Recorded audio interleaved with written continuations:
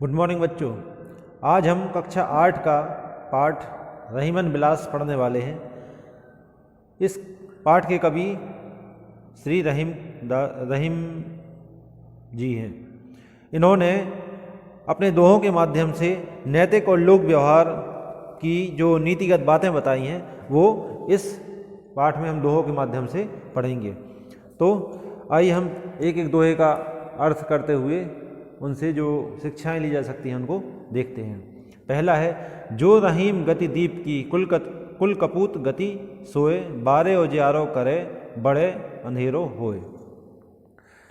इसका सबसे पहले संदर्भ लिखा जाएगा। तो संदर्भ कुछ इस तरह होगा। प्रस्तुत पंक्तियां हमारी पाठ्यपुस्तक सुगम भारती हिंदी सामान्य भाग 8 के पाठ 17 के रहीमन बिलास से ली गई हैं। इसके रचयिता कविवर रहीम हैं। ये हो गया इस दोहे का संदर्भ।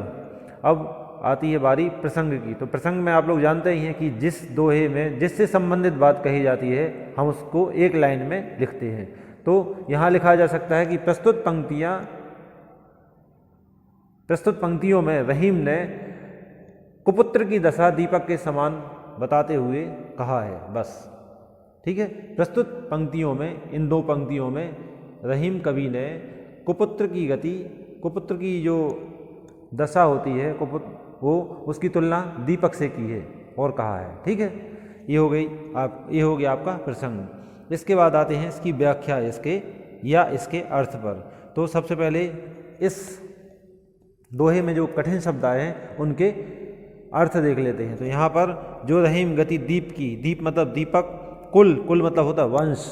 जैसे रहता ना कि किसका कुल है, उनके दादा परदादा, ठीक है, और फिर लास्ट जनरेशन में हम होते हैं। ठीक। तो कुल मतलब होता है वंश। कपूत मतलब जो ऐसा बेटा जो अपने माँ बाप का कहना या अपने परिवार वालों का कहना नहीं मानता, वो कपूत कहलाता है। गति मतलब उसकी दशा, सोए मतलब होती है, बारे मतलब उजियारो, बारे उजियारो मतलब बाहर उजियाला, करे मतलब करे, बड़े मतलब बढ़ता है, अंधेरो मतलब अंधेरा, होए मतलब होता है। ठीक है। तो इसका अर्थ होगा कि कुपुत्र और दीपक की दशा एक सी होती है। जो रहीम गति दीप की कुल कपूत गति सोए, मतलब जैसी गति दीप की होती है वैसी कपूत की होती है। यहाँ पर यह कहा जा सकता है संक्षिप्त में कि कुपुत्र और दीपक की जो दशा होती है वो एक समान होती है। जिस तरह दीपक के जलने पर प्रकाश होता है, बारह उजियारो करे बड़े अंधेरो होए, दीपक के जलने पर प्रकाश होता है और बुझने पर अंधेरा हो जाता है। उसी प्रकार कुपुत्र का बचपन अच्छा लगता है, लेकिन जब वह बड़ा हो जाता है तब वह परिवार के लिए दुख का कारण हो जाता है। समझ गए? एक बार फिर से देख लीजिए। जो गति, रहीम कहते हैं कि जो दशा कुपुत्र की होती है वैसी ही दशा दीपक की होती है। किस तरह? जिस प्रकार के दीपक के जलने पर प्रकाश होता है और बुझने पर अंधेरा हो जाता है, उसी प्रकार कुपुत्र का बचपन जो है अच्छा लगता है। मतलब कुपुत्र संतान होती है, जो कुपुत्र बच्चा होता है, जो ऐसा पुत्र जो माता पिता का कहना नहीं मानता, वो बचपन में तो अच्छा लगता है, लेकिन जब वह बड़ा हो जाता है तब वो परिवार के लिए दुख का कारण बन जाता है, अर्थात वो परिवार की अवनति का कारण बन जाता है। यहाँ पर विशेष रूप में ये कहा जा सकता है कि भाषा में प्रवाह है और यह अंश बहुत ही ज्ञानवर्धक है। मतलब इसमें रहीम दास जी ने बहुत ही ज्ञानवर्धक बात कही है। इसके बाद दूसरा, अमृत ऐसे वचन में रहीमन रिस की घास, जैसे मिसरी हूँ में मिली निरस बांस की फांस। अब हम यहाँ पर हर दोहे का संदर्भ नहीं बोलेंगे, ठीक है, हम हर दोहे का केवल प्रसंग बोलेंगे। तो प्रस्तुत दोहे का प्रसंग ये है कि प्रस्तुत पंक्तियों में कवि रहीम ने मीठी बोली के महत्व को बताते हुए कहा है। प्रस्तुत कविता में या प्रस्तुत दोहे में रहीम दास जी ने मीठी बोली के महत्व को बताया है। ठीक है। व्याख्या, अमृत ऐसे वचन में रहीमन रिस की घास, अमृत के समान मीठी बोली का बहुत ही अधिक महत्व और प्रभाव होता है। रहीम दास जी कहते हैं कि अमृत के समान जो बोली होती है उसमें उसका प्रभाव बहुत ही महत्वपूर्ण और प्रभावकारी होता है। इससे क्रोध की चुभन समाप्त हो जाती है। रहीमन रिस की घास मतलब क्रोध की चुभन होता है। ठीक है। अमृत मतलब जानते हो, अमृत ऐसे वचन में, अमृत के समान वचन मतलब मीठी वाणी होती है जो उसका प्रभाव बहुत ही अधिक होता है। इससे क्या होता है, जो क्रोध की चुभन है वो समाप्त हो जाती है। यदि कोई व्यक्ति क्रोध में हो और उससे मीठी वाणी में बात की जाए तो उसका क्रोध जो है शांत हो जाता है। यह ठीक उसी प्रकार से है रहीमन जैसे मिस्र में मिली नीरस बाँस की फांस। यह ठीक उसी प्रकार से है जैसे मिस्री में नीरस मतलब जो जिसमें रस नहीं होता है, नीरस बाँस की फांस का अभाव नहीं रहता। जैसे मिस्री में मिली नीरस बाँस की फांस। ये ठीक उसी प्रकार से है जैसे मिस्री में नीरस बाँस की फांस का अभाव नहीं रहता है। अर्थात मीठी बोली बोलने की सीख कभी हमें इस दोहे में देता है। ठीक है। तीसरा, रहीमन अब वे वृक्ष कहाँ जिनकी छां गंभीर, बागन बिच बिच देखियत सेहुण कुंज करीर। यहाँ पर कवि व रहीम ने उपकारी व्यक्तियों की जो संसार में कमी होती जा रही है उसके विषय में बताया है। उपकारी व्यक्ति जो दूसरों का भला करते हैं, ऐसे व्यक्तियों की संसार में कमी होती जा रही है, उनके बारे में रहीमदास जी ने बताया है। तो देखते हैं, रहीमन अब वे वृक्ष कहाँ, वृक्ष मतलब वृक्ष, कहाँ मतलब कहाँ है, जिनकी छां गंभीर, जिनकी छाया जो है वो गंभीर होती है, घनी होती है। बागन बिच बिच देखियत, बागन बिच बिच मतलब बागों के बीच बीच में दिखाई देते हैं। सेहुण कुंज करीर, सेहुण कुंज और करीर ये रेगिस्तानी कटीली झाड़ियाँ होती हैं। सेहुण कुंज और करीर मतलब इनका कोई, ये अपने आप ही स्वतः ही उगाती हैं और ये कोई लाभप्रद या कोई फल प्रदान करने वाली नहीं होती हैं, इसलिए ये बेकार की वनस्पतियाँ या बेकार के पेड़ होते हैं। तो यहाँ पर देखते हैं इसका अर्थ। यहाँ पर इसके अर्थ में रहीमदास जी कहते हैं कि आजकल वे बड़े बड़े और घनी छाया देने वाले पेड़ नहीं दिखाई देते हैं। रहीमन अब वे वृक्ष कहाँ जिनकी छाया गंभीर, आजकल वे बड़े और घनी छाया देने वाले पेड़ नहीं दिखाई देते हैं। आजकल तो बागों के बीच बीच में सेहुड़, लता और करीर जैसी कटीली झाड़ियाँ ही दिखाई दे रही हैं। अर्थात समाज में उपकार करने वाले लोगों की कमी हो गई है। आजकल तो केवल दुष्ट और पापी जन ही यदा कदा अपने आप ही दिख जाते हैं। मतलब कहने का मतलब ये है कि ये जो दुष्ट और दूसरों का नुकसान करने वाले लोग हैं वो आजकल जहाँ देखो वहाँ दिखाई देते हैं, लेकिन जो परोपकारी लोगों की है वो कमी होती जा रही है। ठीक है। रहीमन जेहबा बावरी कही गई सरक पाताल, आपू तो कहीं भीतर गई जूती खाद कपाल। ये बहुत ही हास्यास्पद दोहा है। यहाँ पर कवि रहीमदास जी ने दुष्ट की संगति के जो दुष्परिणाम होते हैं या जो कुपरिणाम होता है उसके बारे में चर्चा की है। वो कहते हैं, बावली जीव ने तो बिना किसी सोच विचार के स्वर्ग पाताल आदि अनाप शनाप बोल दिया। रहीमन जेहबा बावरी कह गई सरक पाताल।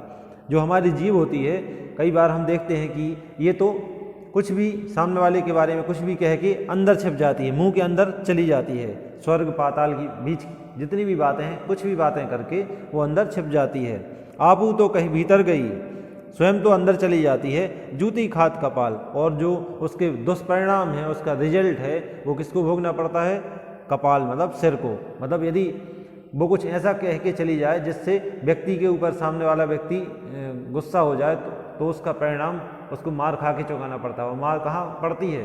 कपाल पर, सिर पर। वो सिर पर चांटे पड़ते हैं या फिर पीछे लाठियाँ पड़ती हैं। इसलिए कहा गया है कि हमें जो दुष्टों की संगत नहीं करनी चाहिए, क्योंकि दुष्ट लोग होते हैं जो वो अपना काम करके निकल जाते हैं, लेकिन जो सज्जन व्यक्ति होते हैं उनको उसका परिणाम भुगतना पड़ता है। ठीक है। 5वां, तन रहीम है कर्म बस मन राखो ओही ओर, जल में उल्टी नाव ज्यों खेचत गुण के जोर। यहाँ पर रहीम ने मन को केंद्रित करके कर्म को करने की सीख देते हुए कहा है कि यह शरीर कर्म के अधीन है, यह शरीर कर्म के अधीन है, इसलिए इसे मन से उस ओर लगाना चाहिए जिस प्रकार, मतलब तन रहीम है कर्म बस, ये जो शरीर है वो कर्म के अधीन है, इसलिए इसमें जो मन बैठा हुआ है हमारे शरीर में उसको उसी ओर लगाना चाहिए जो आप काम कर रहे हो। कहने का मतलब ये है कि जो आप काम करते हो उसको हमें ना केवल अपने शरीर से बल्कि कर्म मन से भी उसकी ओर ही ध्यान, मतलब तन और मन से, कहते ना कि तन और मन से कोई काम करना चाहिए, यानी एक पूरी तरह से पूर्णतः एकाग्रता से कोई कार्य करेंगे तो उसमें हमें सफलता मिलेगी। ये ठीक उसी प्रकार है जिस तरह जल में उल्टी नाव ज्यों खेचत गुण के जोर। जिस प्रकार पानी में उल्टी नाव अर्थात धारा के विपरीत नाव को चलाने के लिए नाव को खींच करके उस ओर लाया जाता है। यदि हमें धारा के विपरीत दिशा में नाव को ले जाना है तो पहले हमें उस धारा के विपरीत दिशा में उस नाव को सेट करना पड़ता है, उसके बाद ही वो चल पाती है। ठीक है, तो इस तरह हमें तन और मन को लगाकर, मन के साथ कर्म को, अपने तन के साथ अपने मन को भी लगाकर कोई कर्म करने की सीख यहाँ पर रहीमदास जी ने दी है। अब छठवां दोहा बहुत ही महत्वपूर्ण है आप बच्चों के लिए, क्योंकि इसमें समय के सदुपयोग किस तरह किया जाए, उसके दुरुपयोग को किस तरह रोका जाए, इसकी सीख दी गई है। समय लाभ सम लाभ नहीं, समय चूक सम चूक, चतुरंचित रहीमन लगी, समय चूक की हूक। समय लाभ सम लाभ नहीं, समय चूक सम चूक, चतुरंचित रहीमन लगी, समय चूक की हूक। ये आप लोगों को याद भी होना चाहिए।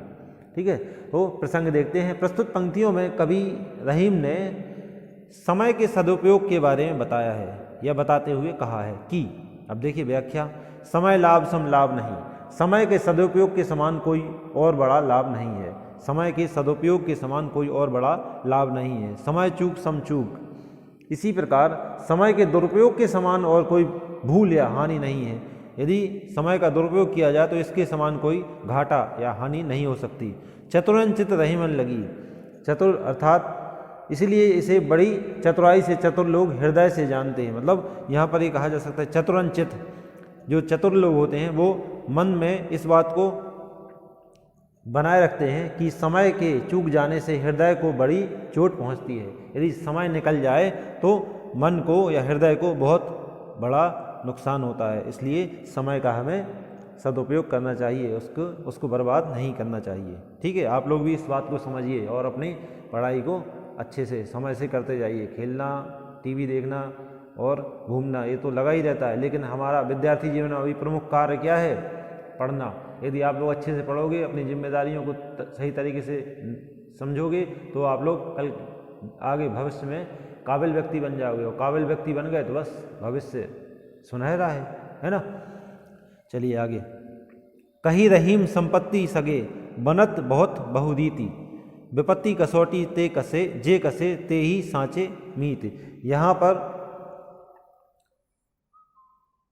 कहा गया है, एक रहीमदास जी द्वारा कहा गया है कि जो सच्चे मित्र होते हैं उनकी पहचान व्यक्ति को आनी चाहिए, या फिर जो सच्चे मित्र की पहचान हर व्यक्ति को बताते हुए वो कह रहे हैं। ठीक है, कही रहीम संपत्ति सगे, बनत बहुत बहुरीत। जब व्यक्ति धनवान होता है उसके अनेक मित्र होते हैं। जब व्यक्ति धनवान होता है तो उसके अनेक मित्र होते हैं, अनेक सगे संबंधी बन जाते हैं, लेकिन सच्चे मित्र तो वे ही होते हैं जो संपत्ति में साथ देते हैं। विपत्ति कसौटी जे कसे, मतलब मुसीबत के समय जो साथ देता है वही सच्चे मित्र होते हैं, वे ही सच्चे मित्र होते हैं। सच्चे मित्र की पहचान बताई गई है यहाँ पर। ठीक है, दीन सबन को लखत हैं, 8वां दोहा देखेंगे। दीन सबन को लखत है, दीन ही लखे ना कोय, जो रहीम दीन ही लखें, दीन बंधु सम होए। ये दोहा आपने देखा होगा जहाँ तहाँ लिखा हुआ, यहाँ ये परोपकार से संबंधित दोहा है और ये आपको ने कई जगह सार्वजनिक स्थानों पर लिखा हुआ देखा होगा।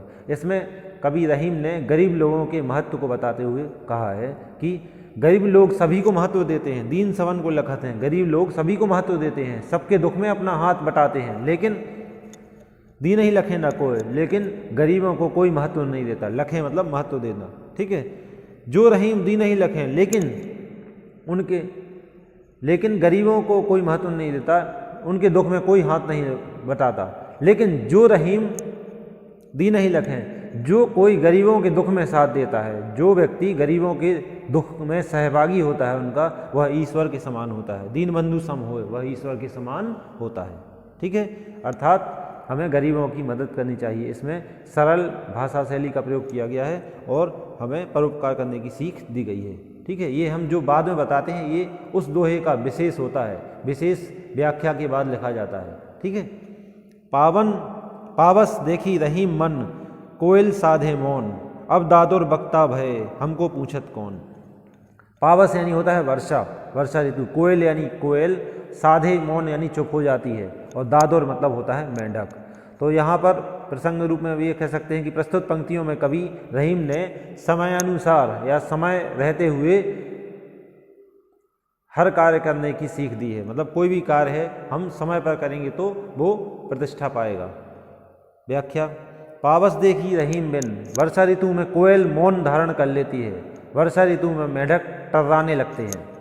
कोयल साधे मौन, ठीक है। अब दादुर बक्ता भय, जो दादुर यानी मेंढक हमने बताया था अभी, तो जो कोयल मौन साध लेती है और मेंढक टर्राने लगते हैं। ऐसे समय में वह सोच लेती है, ऐसे समय में कोयल जो है वो सोच लेती है कि उसके मधुर स्वर की कोई चिंता, कोई प्रशंसा नहीं करेगा, इसलिए चुप रहना ही ठीक है। जो बुद्धिमान व्यक्ति होते हैं वो ये सोच लेते हैं कि जब मूर्ख बोल रहे हैं तो उनकी बुद्धिमानी वाली बातों को कोई नहीं सुनेगा। ठीक है, इसलिए चुप रहना ही श्रेष्ठ है। अंतिम दोहा देखेंगे। विपत्ति भय धन ना रहे, रहे जो लाख करोड़, नभ तारे छिप जात हैं, ज्यों रहीम भय भोर। विपत्ति भय धन ना रहे, रहे जो लाख करोड़, नभ तारे छिप जात हैं, ज्यों रहीम भय भोर। प्रस्तुत पंक्तियों में कवि रहीम ने धन की अस्थिरता और नश्वरता को बताते हुए कहा है कि जब विपत्ति आती है तो सारे धन सुख नष्ट हो जाते हैं। जब विपत्ति आती है तो सारे धन और सुख नष्ट हो जाते हैं। धन चाहे लाख करोड़ क्यों ना हो, चाहे भले ही वो लाखों करोड़ों क्यों ना हो, वह ठीक वैसे ही समाप्त हो जाता है जैसे प्रातःकाल होने पर आकाश के तारे नहीं दिखाई देते हैं। नभ तारे छिप जाते हैं, ज्यों रहीम भय भोर। मतलब यहाँ पर ये कहा गया है कि जब विपत्ति आती है तो धन और सुख सभी नष्ट हो जाते हैं। धन और सुख जो है वो सब बेकार हो जाते हैं। धन चाहे भले ही लाख और करोड़ क्यों ना हो, वह ठीक वैसे ही समाप्त हो जाता है जैसे सुबह होने पर आकाश के तारे दिखाई नहीं देते, उसी तरह धन भी गायब हो जाता है। यहाँ पर बताया गया है कि विपत्ति का समय होता है जो बहुत ही कठिन होता है, इसलिए हमें ईश्वर का ध्यान करते रहना चाहिए ताकि विपत्ति ना आए। तो ये थे हमारे दोहे। आप ये शब्दार्थ और सही जोड़ियाँ, रिक्त स्थान, प्रश्न उत्तर, इसका PDF आप लोगों को भेज दिया जाएगा। तब तक के लिए आप अपना ध्यान रखिए।